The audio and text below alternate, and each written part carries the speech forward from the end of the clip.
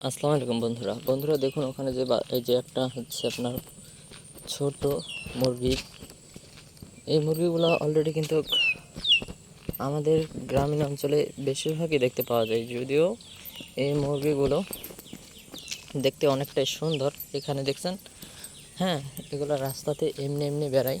আর এমনি এমনি বেড়ায় মানে কেন এটা বলি, এটা ওনারা হচ্ছে খায় রাস্তাতে, ওদের অনেক খাবার পায়, এই কারণে বেশিরভাগ ওনারা ওনাদের খাবারে খুঁজে বেড়ায়। এই হচ্ছে ব্যাপার।